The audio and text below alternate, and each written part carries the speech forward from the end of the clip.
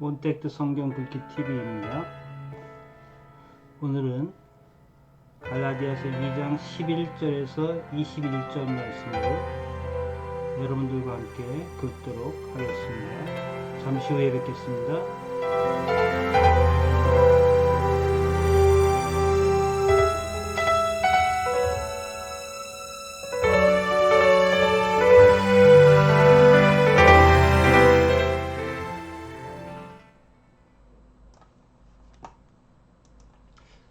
안녕하세요. 성경 긁어주는 남자 성극남입니다. 오늘은 에베소서 2장 11절 말씀부터 함께 긁도록 하겠습니다. 에베소서 2장 11절 게바가 안디옥에 이르렀을 때에 어떤 에피소드가 나올 것 같죠?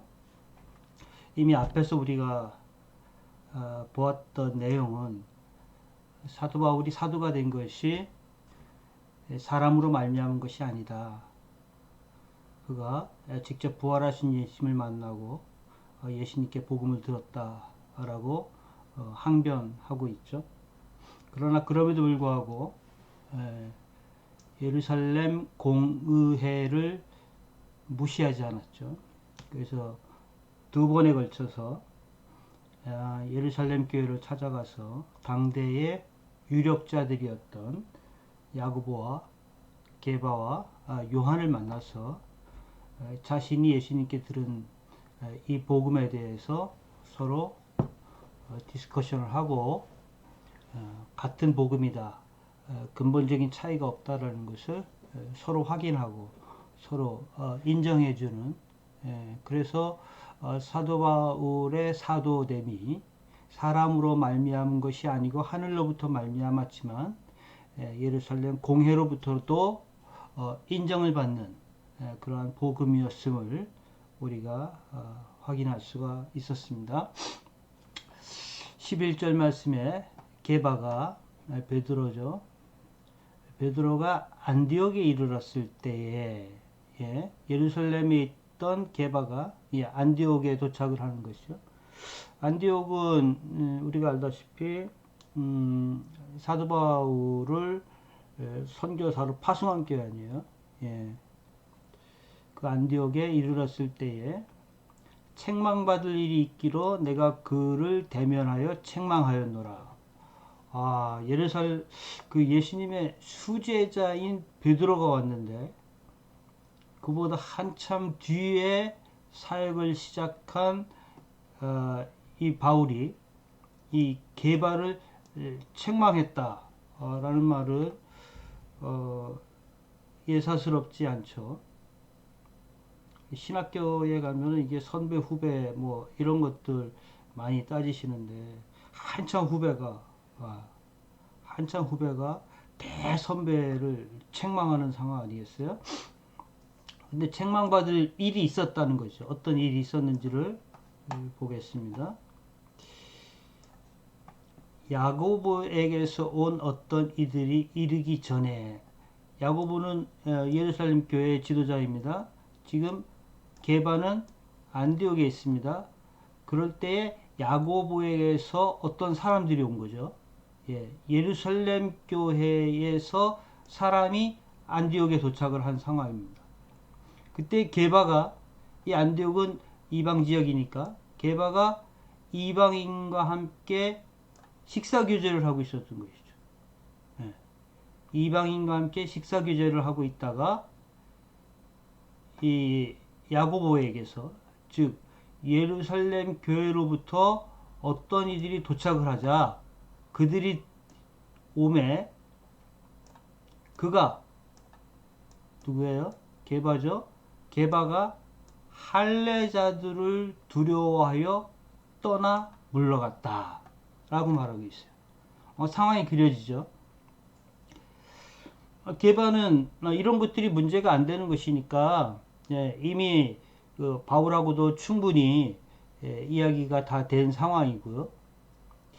그래서 그가 아마도 이제 안디옥 교회를 방문하게 된 것이죠. 근데 나중에 방문한 예루살렘으로부터 온 이 할례자들이 베드로가 이방인들과 함께 식사 교제를 하는 것을 이게 보게 되는 것이죠. 그때 베드로가 이 할례자들을 두려워하여 예, 이방인들을 떠나 물러갔다라는 것입니다. 교회 안에서 신앙생활 하다 보면 이런 일 정말 많죠. 예, 뭔가를 하다 누군가가 왔을 때 그 상황을 비껴가는 거예요. 그랬더니 베드로가 그렇게 하니까 남은 유대인들도 그와 같이 외식함으로 예, 여기서 외식했다. 밖에 나가서 식사하는 게 아니고 예, 사실은 이러한데 아닌 척하는 것이죠. 예, 말과 행동이 예, 전혀 틀린 것과 같은 것이죠. 베드로가 지도자가 그렇게 하니까 다른 유대인들도 똑같이 이 할례자들을 두려워하여 떠나는 상황이 발생했어요. 그것을 사도 바울은 외식했다라고 이렇게 보는 것이죠. 그리고 심지어는 바나바도 그들의 외식에 유혹되었느니라. 이 나쁜 건 이렇게 자꾸 퍼져요. 예. 자, 지도자인 게바가 외식을 하니까 같이 있던 유대인들도 외식을 합니다. 그랬더니 바울과 함께 사역을 하는 이 바나바조차도 외식에 유혹되는 이러한 상황이 발생한 것이죠. 14절 그러므로 나는 바울은 그들이 복음의 진리를 따라 바르게 행하지 아니함을 보고 즉 복음의 진리는 이방인과 유대인을 가르지 않거든요. 예. 이미 그것은 사도 바울이 예루살렘에 갔을 때 다 합의된 상황인 거예요. 그러니까 복음의 진리를 따라 행동을 해야 되는데 말은 그렇게 하고 지금 예루살렘으로부터 오는 사람들을 두려워해서 말과 행동이 다른 그런 태도를 보이고 있었던 것이죠. 복음의 진리를 따라 바르게 행하지 아니했다라고 사도 바울이 이 상황을 보고 있는 것이죠. 그래서 이 상황을 보고 사도 바울이 어떻게 했느냐?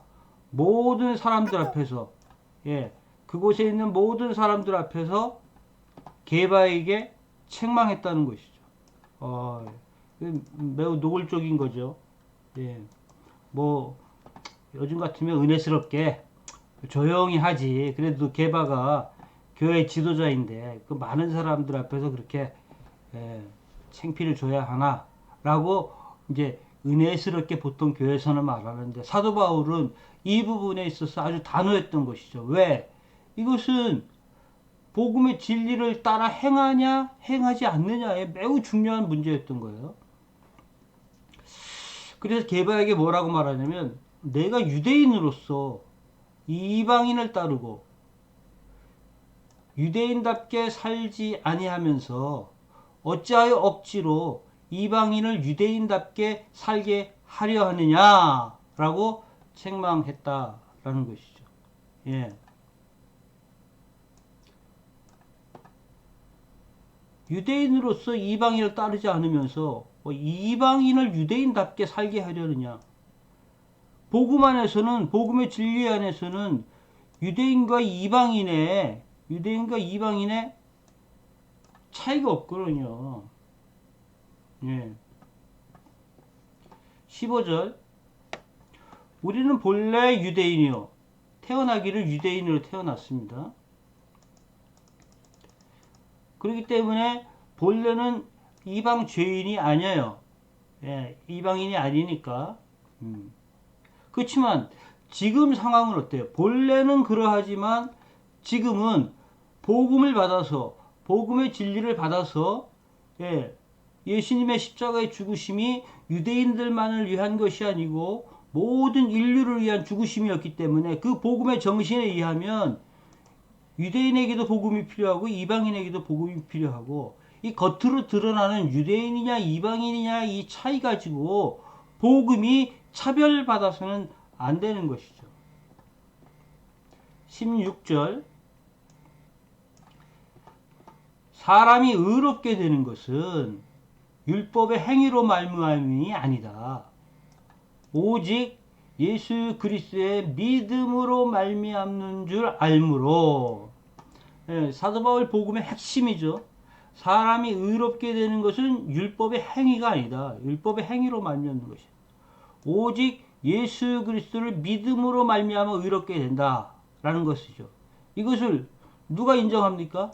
사도 바울은 예수님에게 부활하신 예수님에게 이 복음을 받았던 것이고 이 복음을 예루살렘에 올라가서 예루살렘의 유력자들하고 함께 논의하는 가운데 이것이 예수 그리스도의 진실된 복음이다라는 사실에 대해서 이미 합의가 끝난 상황이다라는 것입니다.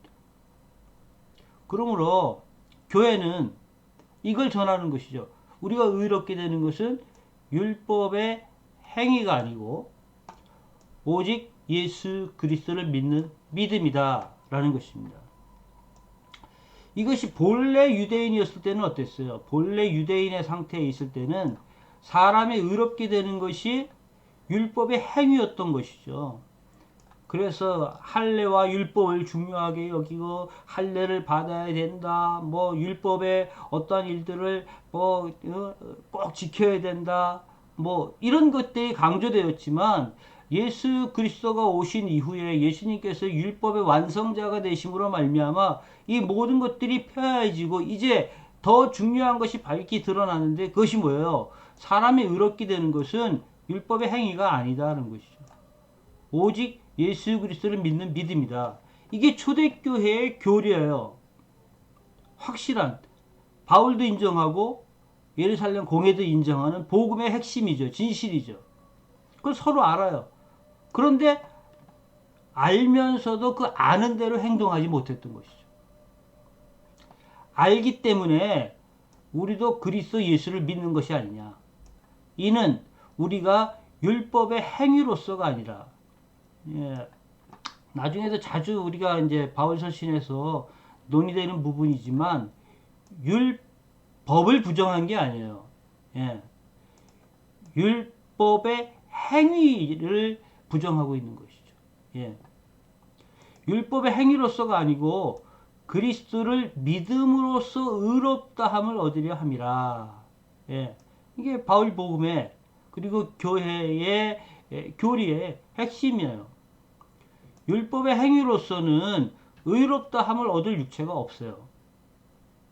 율법의 행위로서 의롭다함을 얻을 육체가 있으면 굳이 그리스도가 이 세상에 성육신에서 인간의 몸을 입고 이 세상에 오셔서 십자가에 죽으실 이유가 없어요. 왜? 율법의 행위로 의롭다함이 된다면 그 율법의 행위를 지키면 되는 것이니까. 그러나 율법의 행위로서는 의롭다함을 얻을 육체가 없다는 것이죠. 율법의 많은 조항들을 정말 100%다 지킨다는 것은 힘든 것이죠. 불가능한 것이죠. 그렇기 때문에 율법의 행위로서는 의롭다함을 얻을 육체가 없다는 거예요. 그러면 사람이 의롭게 되는 것은 무엇입니까? 오직 예수 그리스도를 믿는 믿음으로 말미암아 된다는 것이 초대교회의 핵심 교리였던 거예요. 그건 바울도 인정하고 게바도 인정하는 것이죠. 만일 우리가 그리스도 안에서 의롭게 되려 하다가 죄인으로 드러나면 그리스도 안에서 의롭게 되려 하다가 죄인으로 드러나면 그리스도께서 죄를 짓게 하는 자냐? 결코 그럴 수 없느니라는 것이죠. 우리는 그리스도를 믿음으로 말미암아 의롭게 되는 거예요. 그러다가 인간이 부족하기 때문에 율법의 행위 부분에 있어서 지키지 못하는 부분이 있을 수가 혹 드러날 수도 있는 것이죠. 그럼 의롭게 된 사람이 죄를 진다고 해서 그리스도께서 죄를 짓게 하는 거냐? 결코 그럴 수 없느니라. 18절 만일 내가 헐었던 것을 다시 세우면 내가 나를 범법한 자로 만드는 것이라. 예수 그리스도를 믿음으로 의롭게 된다는 것이 초대교회 안에 굳건히 세워져 있는 것인데 이것을 허물어 버리면 스스로를 부정하는 것이죠. 스스로를 부정하는 것이죠. 내가 나를 범법한 자로 만드는 거예요. 19절 내가 율법으로 말미암아 율법에 대하여 죽었나니 사도 바울은 이 부활하신 예수님을 만나기 전에 얼마나 율법에 철저한 사람이었어요. 율법에 철저한 사람이었기 때문에 예수를 믿는 사람들을 잡아 죽이는 일에 앞장섰던 거 아니에요. 그러니까 사도 바울은 내가 율법으로 말미암아 율법에 대해서는 이미 죽은 자가 되었다. 부활하신 예수님을 만난 이후에 율법에 대해서 죽었나니 이는 하나님에 대해서 살려 함이라. 즉 하나님에 대해서 새로운 거듭남의 삶을 살려면 율법으로 말미암아 율법에 대해 죽어야 된다는 것이죠. 그리고 무엇을 받아들여야 되는 거예요? 예수 그리스도를 믿는 믿음을 받아들여야 되는 것이죠. 믿음으로 의롭게 된다는 사실을 받아들여야 된다는 것이죠. 사실 이것이 역사적으로 보게 되면 중세기 1000년 동안에 이 진리가 올바르게 선포되지 못했던 것이죠. 그래서 루터가 성경을 연구하고 보면서 이런 말씀이 성경에 분명하게 있는데 믿음으로 의롭게 되는 건데 예? 지금 교회가 이걸 정확하게 전하지 않는다고 해가지고서 종교 개혁을 일으켜가지고서 예, 개신교가 탄생하는 거 아닙니까? 그만큼 중세 천년에 교회가 무너지고 새로운 개신교가 탄생하는 데 있어서 핵심적인 교리가 사람이 의롭게 되는 것이 율법으로 말미암는 것이 아니요 오직 예수 그리스도를 믿는 믿음으로 말미암는 것이다. 이 사실이 너무나 분명한 것이죠. 그렇다면 개혁된 교회, 종교 개혁의 후예들은 이 복음을 받아들인 거예요. 이 복음을. 그래서 하나님에 대해서 새롭게 사는 거예요. 이방인이나 유대인이나 구별이 없는 거예요. 20절 내가 그리스도와 함께 십자가에 못 박혔나니 거듭난 삶이라는 것은 과거 율법으로 말미암아 율법에 대해서 철저했던 삶이 죽어버리는 거예요. 누구와 함께? 그리스도와 함께 십자가에 못 박혀 죽어버리는 거예요. 그리고 다시 태어나는 것이죠. 그런즉 이제는 내가 사는 것이 아니요 오직 내 안에 그리스도께서 사는 것이라. 과거는 율법에 대해서 율법을 지키기 위해서 내가 살았다는 것이죠. 내가 철저히 율법을 지키려고 내가 살았지만은 이제는 그러한 과거에 나는 십자가와 함께 못 박히고 이제는 내가 예수 그리스도를 믿음으로 말미암아 내가 사는 것이 아니요 내 안에 그리스도께서 좌정하셔서 그리스도께서 사시는 것이라. 그리스도와 함께 동행하는 삶이다 라고 말하고 있는 것이죠. 그러므로 이제 내가 육체 가운데 사는 것은 여전히 육체를 입고 있으니까 육체 가운데 살겠죠. 육체 가운데 사는 것은 어떻게 사는 거예요? 나를 사랑하사 나를 위하여 자기 자신을 버리신 하나님의 아들을 믿는 믿음 안에서 사는 것이라. 너무 중요한 핵심이죠. 개신교가 탄생하는 교리예요. 이제 내가 사는 것은 이제 내가 사는 것은 이제 내가 사는 것은 나를 사랑하사 나를 위하여 자기 자신을 버리신 하나님의 아들 예수 그리스도를 믿는 믿음 안에서 사는 것이다 라는 것입니다. 믿음으로 의롭게 되는 것이고 육체를 위해서 사는 내 나머지의 삶은 이 믿음 안에서의 삶이다 라는 것이죠. 21절 내가 하나님의 은혜를 패하지 아니하노니 하나님의 은혜를 패하지 않는다. 율법도 하나님의 은혜예요. 그렇기 때문에 율법을 개무시하는 것은 아닙니다. 하나님의 은혜를 패하지 아니하노니 율법도 하나님으로부터 주어진 것이기 때문에 하나님의 은혜인 것이죠. 이스라엘 백성들이 모세에서 이 율법을 받아가지고서 무려 1500년 동안 1500년 동안 이 율법에 준하여서 은혜의 삶을 살았던 것이죠. 그러니까 이것도 율법이라는 것이 완전히 그냥 개무시해야 되는 것이 아니에요. 그것도 하나님의 은혜예요. 그러니까 사도 바울은 내가 하나님의 은혜를 패하지 않는다. 그렇지만 만일 의롭게 되는 것이 율법으로 말미암는다면 지금 내가 거듭난 상태에서 의롭게 되는 것이 율법으로 말미암는다는 것은 그럼 그리스도의 죽음은 헛된 것이 아니냐. 그리스도께서 헛되이 죽은 것이 아니냐 라는 것이죠. 그리스도께서 십자가에 죽으신 것은 육체로 말미암아 율법으로 의롭게 될 사람이 아무도 없기 때문에 그래서 그리스도께서 죽으신 것이고 그리스도가 우리에게 필요한 것이죠. 이제 우리가 사는 것은 예수 그리스도를 믿는 믿음으로 사는 것이다. 예. 나를 사랑하사 나를 위하여 자기 목숨을 버리신 하나님의 아들 예수 그리스도를 믿는 믿음 안에서 사는 것이다. 이것을 갈라디아서 말씀을 통해서 아주 강력하게 이야기하고 있는 것이죠. 그런데 이것을 누가 베드로가 안디옥에 와서 크게 실수한 것이죠. 즉 믿는 바와 행동하는 것이 달랐다라는 것입니다. 외식이라는 것은 무엇입니까? 우리가 주장하고 외치고 말하는 것과 행위가 다를 때 그것은 외식하는 것이다 라고 할 수 있어요. 그러므로 성도는 우리의 믿는 바, 주장하는 바, 외치는 바, 이 믿음 안에서의 삶을 다시 한번 강조해야 되는 것이죠. 그래서 외식하는 삶이 아니라 믿음에 준하여 살아가는 삶이 되어야 되는 것이죠. 믿음에 준하여 살아가는 삶은 차별하지 않는 거예요. 구약의 율법에 보면 이 유대인들과 이방인이 얼마나 큰 차별이에요. 남자와 여자가 얼마나 큰 차별이에요. 우리 안에 사람들이 살아가는 삶 가운데 얼마나 차별이 많아요. 그러나 복음은 그 모든 차별을 폐하여버리고 그리스도 안에서 예수 그리스도를 믿는 믿음 안에서 하나 되게 하는 것이죠. 하나 되게 하는 것.